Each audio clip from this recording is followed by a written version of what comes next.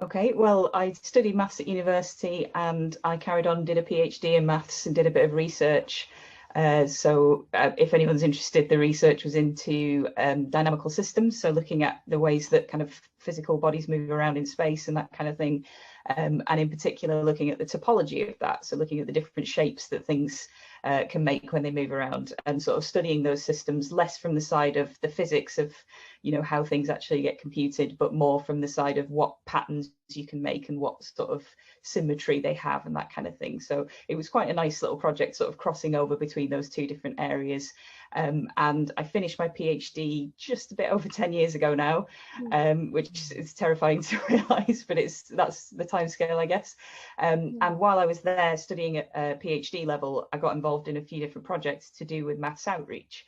And that was kind of people doing mathematical performance and people sharing maths and doing talks. And it was something that I realised was something I'd be quite interested in doing, partly because I'd sort of considered being a teacher, but then thought maybe that might be too much pressure and too stressful, because I know teachers are absolutely incredible people, but the work they do is really, really stressful sometimes. And I just thought, oh, I don't know if I could handle that.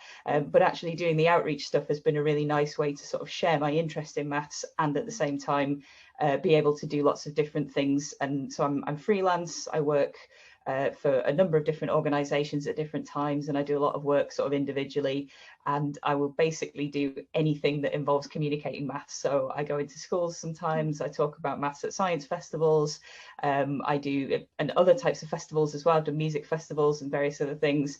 I'll do kind of projects, like short scale projects, like working with art galleries or working with theatre shows. I do a little bit of teaching at a university now, so I lecture in maths at university level.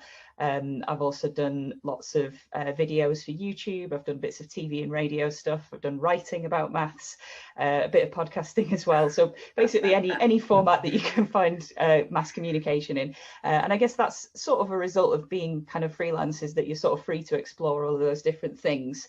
But it is a little bit more kind of hectic, and it doesn't feel quite as safe as a solid full-time job somewhere, but it is fun. And I guess as long as I'm able to keep doing that, I'm quite happy to. So my job is a lot of different things. It's one of those things that's really hard. If someone says, what do you do? I'm like, well, how long do you have? In general, anything that is communicating maths, getting people interested in the subject, sharing, you know, the interesting and the beautiful parts of maths with other people.